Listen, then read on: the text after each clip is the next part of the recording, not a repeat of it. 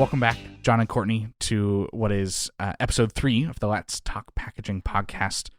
Excited to have you guys back on. We talked last time all about polymailers and the circular lifespan of a polymailer and why that's important and why should our distribution care about it. And we're back here today bringing you guys back in to talk about some of our long-term goals and what we have in store for our customers long-term in terms of what we are looking to align ourselves with to make our impact as a company significant.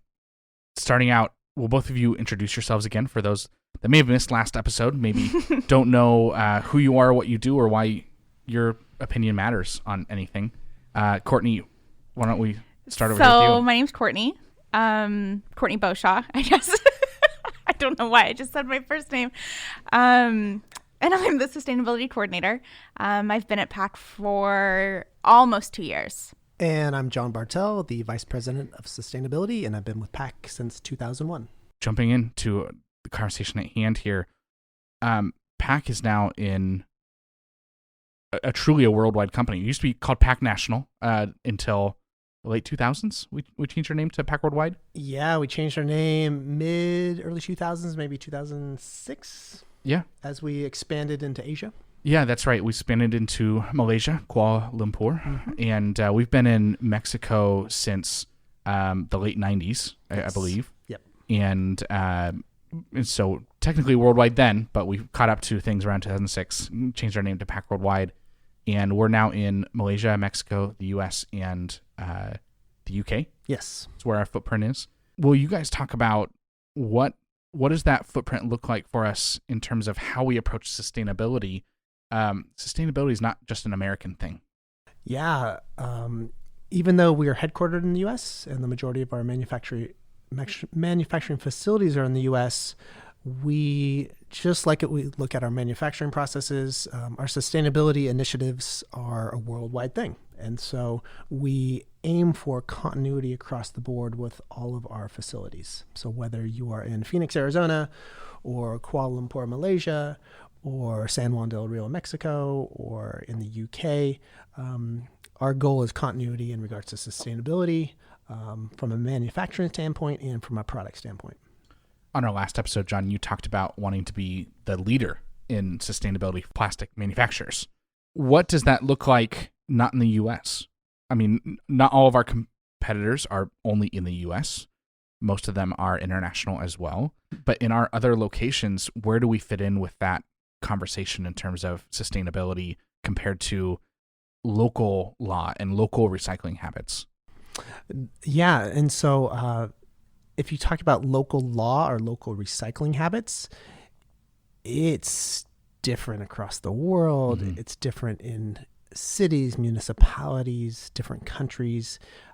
We have what we call front of the house recycling programs at PAC. We also have back of the house recycling programs at PAC. Can you elaborate that? What does that look like? How are they different? So front of the house, for example, in Mexico versus the U.S., in the U.S., we have separate bins. So by front of the house, I mean the office, so not the manufacturing floor. So in the office in the U.S., we have an area where you would put your recyclables, so your paper, your bottles, your cans. In Mexico, for example, they don't have that because the infrastructure is a little different. They're starting to get into that more, but that's just not something that they have set up.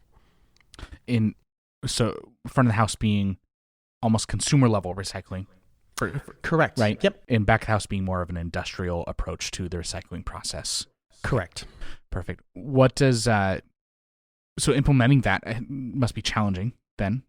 Yes. What do some of those challenges look like and how have we found solutions amidst those challenges?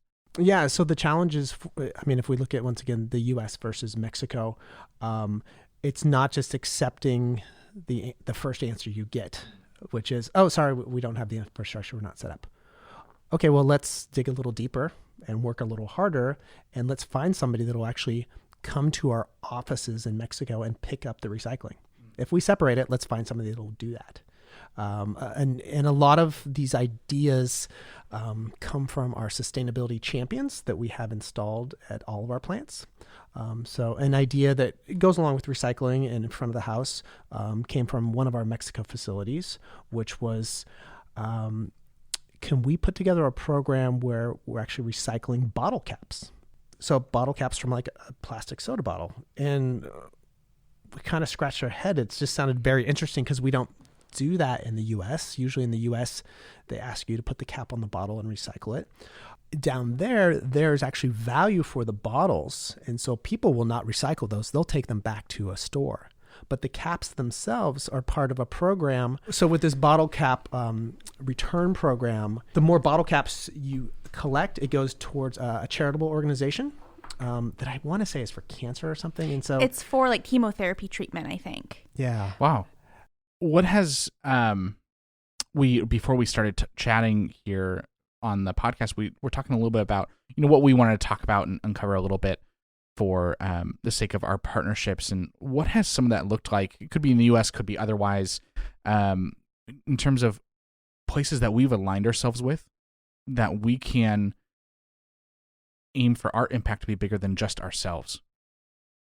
Can you talk a little bit into what organizations we've recently started working with in that manner, and what organizations in the past have been really successful that we found a voice with, that we found an impact for our customers with, in terms of providing a better avenue for them to either recycle on a very basic consumer level, or implementing, post PIR or PCR into our products for our sales team to be able to introduce to the distribution reps and into the market.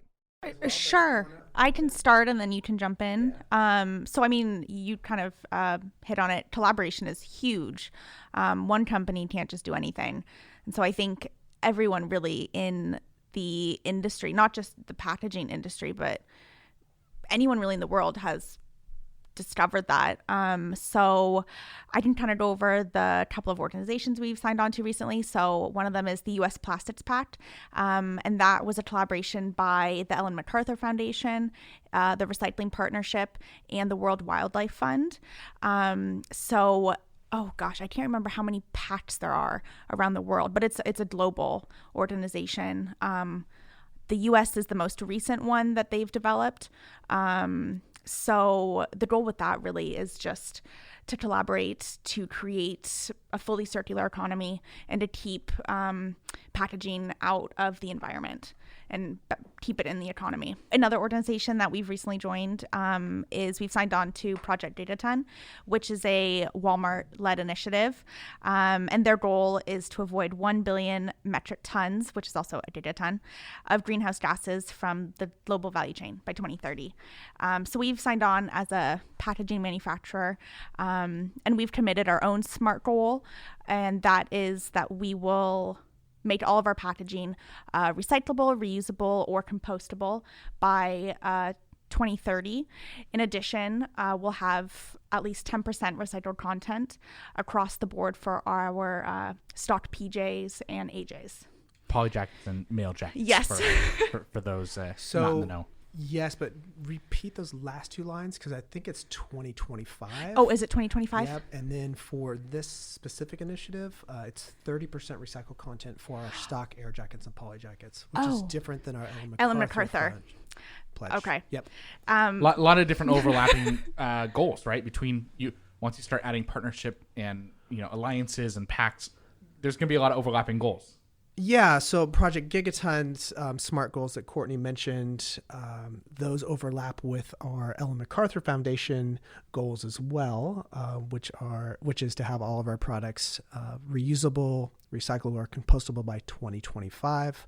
For the Ellen MacArthur pledge, we're pledging that all of our products will use at least 10% recycled content. We feel like we'll blow that out of the water. Just based on what we're doing today with our current recycled content. Courtney had mentioned Project Gigaton, the Walmart-led initiative. Our SMART goals for that are almost mirror Ellen MacArthur, 2025, reusable, recyclable, or compostable.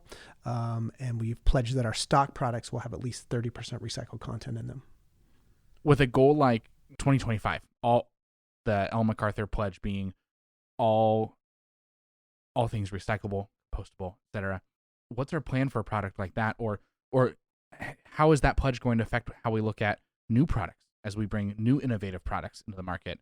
How do we coincide our goals to grow and develop for our customers, and also what we have with our existing products? Yeah, so we're creating these goals that we want to be stretch goals, but also attainable goals. So just challenging ourselves quite dramatically. For the Ellen MacArthur pledge goals for 2025, currently, as of 2019, which is the last year you can report, 78% of our products currently reach that goal of recyclable, reusable, or compostable. So we feel like we've got a good jump on things, but we also feel like 2025 will be here, in the snap of your fingers. Yeah. And so we have to continue to audit and look at all of our products that we currently have, and then also products that we're creating. And so a really important part of this is keeping in mind the design of our products.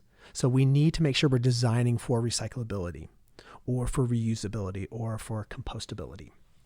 So that's future-facing products. Current products, that 22% that we're not there yet on. So one of the products that we changed in 2019 was our Cool Pack product. At that time, it was multi-layer, so it was polyethylene and a metallized film. We were able to come up with a product that is all polyethylene, which makes it recyclable. So when we report for Ellen MacArthur next year, that 78 is immediately going to jump up into the 80s, which is great. But we still have a couple other products that we need to solve by 2025. Sure. One are our pouches that primarily are used for food and also cannabis. And the other is our craft air jacket, which is multi-material. We've got bubble on the inside, paper on the outside. So with that one, that's a harder beast because Sure. You're not going to be able to separate those two. And so what we're doing is working with our business development team and engineering team to come up with an alternative that will be 100% recyclable. Yeah, and that'd be awesome to see out there and be able to introduce into our market. John, I've heard you talk about a few different large-scale hopes for recyclability, sustainability that are maybe not imminent, but we are actively trying to be involved with the process and development of. Do you mind touching on what those look like, and maybe at the very end of what those look like, what will that look like for our customers long term? Yeah, so I think this goes back to what Courtney mentioned earlier, which is collaboration and the fact that PAC by itself can't impact change completely. We can help with it, but we need collaboration with organizations, collaboration with our distributors, with our end users, with consumers. And so a couple different things that we're working on collaboratively is the U.S. Plastics Pact that Courtney had talked about, which really the main focus is infrastructure for recycling with some really ambitious moonshot goals to accomplish by 2025. Some people would look at these goals and say, that's never going to happen. You're crazy. But by collaborating, the hope is that we'll be able to accomplish these goals. Another one that goes back to, once again, recycling infrastructure, which is a big issue here in the U.S., is a initiative we're part of called the Holy Grail 2.0, starting in Europe and is still in Europe.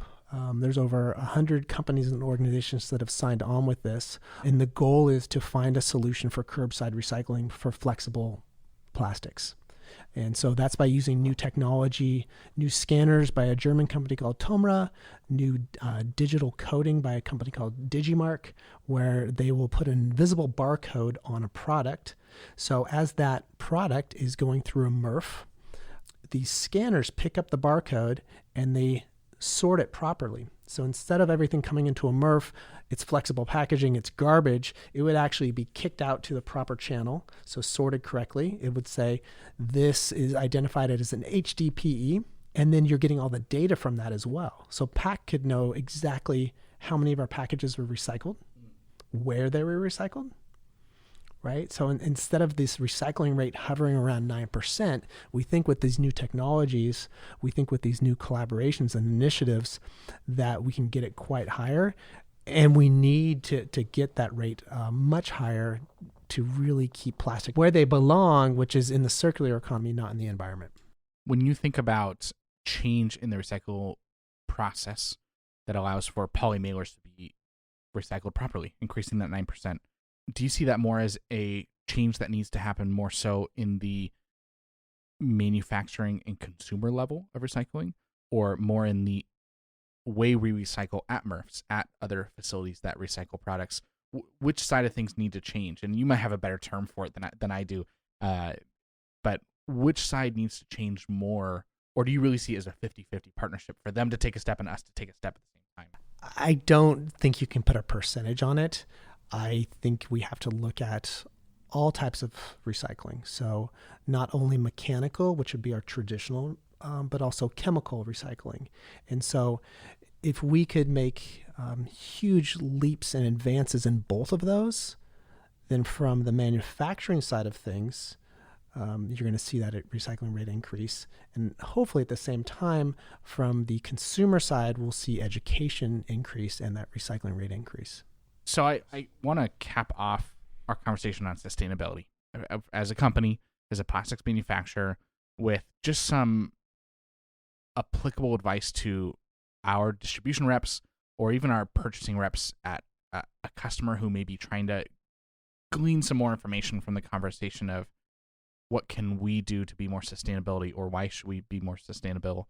And so what is some applicable advice? John, you have sales experience. Courtney, I know you've been out on sales calls and talking with customers as well. What conversations should be happening to encourage the process of approaching packaging with a more sustainable attitude forward? Well, I can start. One of my favorite things, and this was actually taught to me by John early on, is like one of the best things you can do is to tell that story, to really like relate to your customers that you have this sustainable story. So something that we will tell customers who are worried about, let's say, putting more recycled content into their bags and it's not aesthetically pleasing, you know, there's some discoloration, is that you are able to take that as an opportunity to tell the story and say, hey, this isn't perfect, but look at what we are doing to help. I know sometimes you see that where whites turn to off-whites, and sometimes you see gelling in the film where you see little specks of recycled content in them, right? So there's, a story to be told that given the right opportunity, a customer can say, hey, look, you know, what you see here, here's evidence. You know, this is our story. This is what we're trying to approach with. Totally. Yeah. Yeah, I would echo exactly what Courtney said. As the manufacturer of these bags, the mailer is a billboard opportunity. And so you are putting your brand on that billboard.